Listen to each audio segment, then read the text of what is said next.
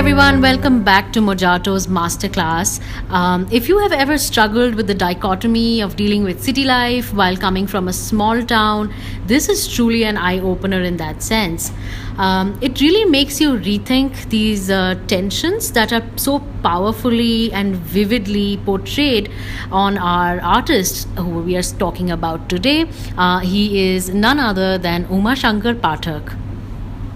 Well, exactly. The canvas is a place to express ideas that perhaps one doesn't have words for. That's why you choose the medium of paint and canvas.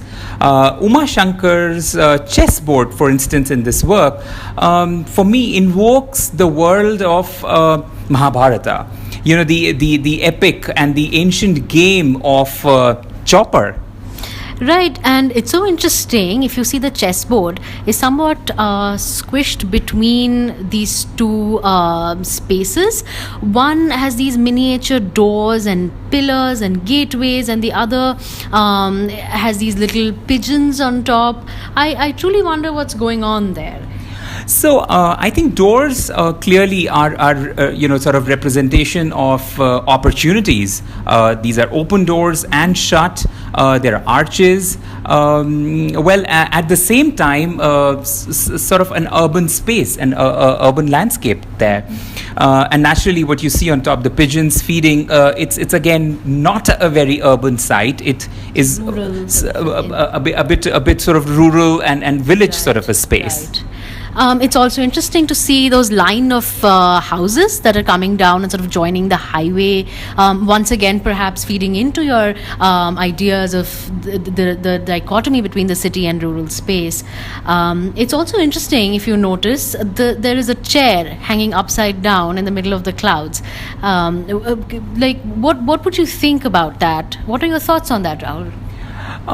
So clearly, I think, if you sort of move your eyes to the right of the work, there is this beautiful bird, peacock probably, flying away with this chair. It sort of feels like a throne. So it's probably the dream that each of us sort of is just chasing and trying to catch.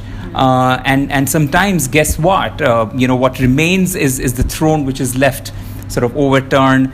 And what's sort of the globe, which is sort of your world on top of that. So it's sort of, what is it that you've tried to achieve as you've chased the dream, and where is it that you end up landing? Finally. That's right. Exactly.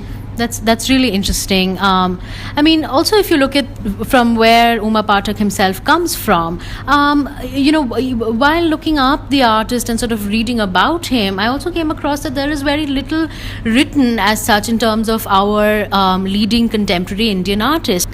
Absolutely. So I think city as a space of dreams, dreams that are coming true or not. Villagers from rural India as the dreamers, and the struggling peasants or their family, and you sort of leave all of that in the hope to find an urban dream.